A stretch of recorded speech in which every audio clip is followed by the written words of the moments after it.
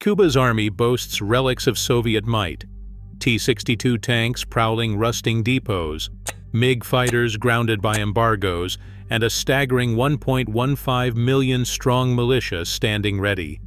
Yet beneath the surface, decades of shortages and decaying hardware threaten to leave these defenses hollow.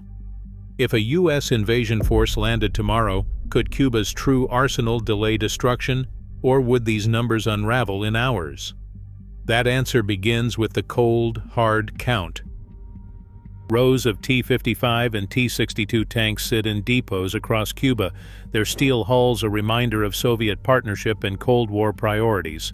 Official inventories claim over 1,500 tanks, but open-source estimates put the number of operational vehicles closer to 225, with perhaps 124 ready for combat at any given time. Armored personnel carriers and infantry fighting vehicles, including BMP-1s, BTR-60s, and a mix of Russian and Chinese trucks, add up to nearly 5,000 on paper, though fewer than 2,700 are likely serviceable. Artillery remains a backbone of ground firepower: 60 self-propelled guns, about 260 towed pieces, and a small but potent force of BM-21 Grad multiple rocket launchers, with only 8 of 15 launchers believed to be operational. Cuban ground doctrine draws heavily from its years in Angola, where over 50,000 troops learned to improvise under pressure, fix Soviet hardware with scrap and ingenuity, and coordinate combined arms assaults against better supplied adversaries. These lessons shape today's emphasis on field repairs and quick redeployment, even as embargoes and spare parts shortages force units to cannibalize older vehicles for parts. Regimental commanders drill their battalions in rapid obstacle construction, laying mines and creating choke points along likely invasion routes. While the hardware is dated and the numbers inflated by non-functional stock, Cuba's ground forces focus on denying coastal access, using massed artillery and armored counterattacks to slow any landing. If a beachhead forms, the plan is simple: turn the shoreline and urban edges into a maze of fire, buying time for reserves and militia to mobilize. MiG fighters once thundered over Cuban skies in the hundreds, but today the Air Force faces a steep decline. The official roster lists 18 MiG-29s, 17 MiG-23s, and 24 MiG-21s.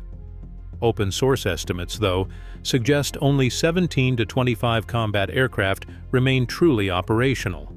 Many others sit idle, stripped for parts, or grounded by lack of fuel. The last major flyover, recorded in 2023, featured fewer than a dozen jets in the air at once. Each year, flight hours shrink as embargoes and spare parts shortages bite deeper. Helicopter strength tells a similar story. Cuba holds about 12 Mi-17, Mi-24, and Mi-35 helicopters, but no more than 6 are believed flyable at any time. Of the 4 dedicated attack helicopters, only 2 are likely combat-ready. Training flights are rare, and pilots often rotate through aging machines to keep up basic proficiency. The limits of this fleet shape every defensive plan. Even in an all-out scramble, Cuba could launch at most a few dozen sorties in a day, nowhere near enough to contest the skies against a modern air campaign. With so few interceptors and attack helicopters, the Air Force cannot guarantee protection for ground units or urban centers. Instead, doctrine leans heavily on ground-based missile defenses, accepting that the Air Force's main role is to delay, distract, and harass, rather than secure the island's airspace. Cuba's coastal waters bristle with small, fast attack craft and patrol boats, each designed to make any landing a costly gamble. The Navy operates 24 vessels in total, including 2 aging frigates, 1 corvette, and about a dozen missile-armed patrol boats. While none of these ships can challenge a modern fleet in open waters, their purpose is clear: deny access close to shore and turn narrow sea lanes into kill zones. Soviet-era Osa-2 and Molniya missile boats still carry Styx-type anti-ship missiles, and fast attack craft can lay naval mines at choke points or near harbors. There are no active submarines in the arsenal, but mine warfare remains a core tactic.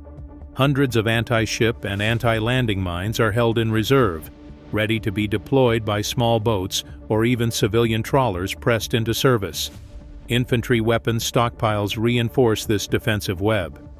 The standard rifle for both regulars and militia is the AKM or AK-74, supported by PKM machine guns and RPG-7 anti-tank launchers. These weapons are simple, reliable, and easy to distribute on short notice. In total, stockpiles are sized to arm over 1 million reservists if needed. The Territorial Troops Militia, known as MTT, forms the backbone of this surge capacity. With 1.15 million members on paper, the MTT trains for rapid mobilization in every province, drilling in coastal ambushes, urban blockades, and guerrilla tactics. Should an invasion begin, these reservists would flood defensive lines, reinforce regular army units, and turn Cuba's cities and countryside into a maze of small unit resistance. The combination of sea mines, missile boats, and massed militia ensures that any attacker must fight for every inch, both on the water and on land. In May 2025, Defense Minister Alvaro López Miera ordered the most significant upgrade to Cuba's air defenses since the Cold War. The centerpiece is the Pechora 2BM, a Belarusian modernized version of the old S-125 system, now mounted on T-55 tank chassis for better mobility. Official claims put 144 of these launchers in service, though outside analysts estimate that only half to two-thirds are actually operational at any time. These mobile batteries form a shifting belt around Havana, Santiago, and key coastal approaches, designed to deny low-flying aircraft a safe path inland. The Pechora 2BM's improved radar can track cruise missiles and drones, giving defenders a fighting chance to disrupt precision strikes in the opening hours of an attack. Older S-75 launchers, relics from the days of the U-2 shootdown, still dot the countryside, though their reliability is in doubt. To plug the gaps, thousands of Igla and Strela shoulder-fired missiles are distributed to regulars and militia, creating a mesh of short-range threats across likely landing zones and urban perimeters. The radar network remains largely Soviet in design, but recent repairs and spare parts from Belarus keep it functional enough to cue missile batteries and alert ground forces. Serviceable rates hover between 50 and 70%, with crews trained to relocate launchers quickly after firing. Every move is calculated to make any air campaign costly and uncertain, forcing attackers to commit time and resources just to clear a path through the layered shield. On the southern coast, the lessons of Playa Girón echo through every defensive plan. In 1961, it took just 72 hours for local militia and regulars to encircle and defeat an invading force at Playa Girón, now remembered as the Bay of Pigs. Today, the geography remains unforgiving, with long, swampy approaches, narrow causeways, and dense urban centers that force any attacker into predictable choke points. Cuban commanders expect the first hours of an assault to be a brutal contest for the beaches, with artillery and BM-21 rocket salvos targeting landing craft and minefields blocking the fastest routes inland. If a beachhead forms, the fight shifts quickly to the outskirts of towns like Matanzas and the approaches to Havana, where militia units pour in from all directions. Within 48 hours, the territorial troops, over 1 million strong on paper, would be surging toward the front, armed with AK rifles and RPGs. Logistics become a race against exhaustion. Fuel and ammunition stocks, already stretched thin by embargoes, would dictate how long regular units could hold out before falling back on guerrilla tactics.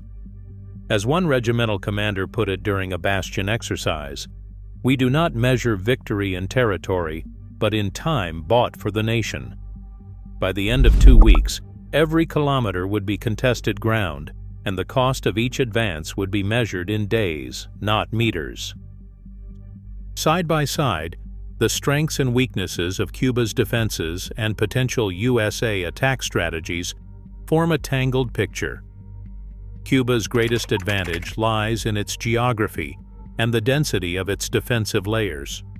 Swamps, narrow causeways, and urban sprawl slow any advance, while belts of Pechora 2BM missiles, old S-75 launchers, and scattered man-pads force attackers to commit time and resources just to carve a path through the airspace. The minefields and anti-ship missile boats lurking near the coast present a real hazard for landing craft, and the territorial troops militia, over 1 million strong, can turn any town or highway into a maze of resistance. Even with dated equipment, these factors guarantee that the first hours and days would be costly for any invader. USA forces bring overwhelming power in ways Cuba cannot match. Carrier strike groups can generate up to 150 air sorties a day, using stealth aircraft and standoff missiles to suppress air defenses and destroy fixed positions from beyond the range of most Cuban systems. Amphibious ready groups can deliver thousands of Marines and heavy vehicles directly to the shoreline, supported by precision-guided artillery and drones. Tactics focused on suppression of enemy air defenses and destruction of enemy air defenses, refined in decades of conflict, are designed to neutralize systems like the Pechora 2BM and to saturate static defenses. Where Cuba relies on the density of its ground-based shields and the rapid mobilization of militia, USA forces counter with speed, precision, and sheer logistical depth. What emerges is a matrix of friction points. Cuba's layered air defenses and minefields can delay and disrupt, but not stop, a modern combined arms assault. The terrain and mass mobilization complicate any occupation, yet the lack of modern air and naval power leaves Cuba vulnerable to sustained bombardment and blockade. Each side holds cards the other cannot fully counter, setting the stage for a contest defined by time, cost, and the willingness to absorb losses. Cuba's arsenal stands as both shield and signal, a reminder that even outdated defenses shape global choices. As military technology races ahead, the real test isn't firepower, but resolve and consequence. In today's world, deterrence still matters. What's your take? Join the conversation below.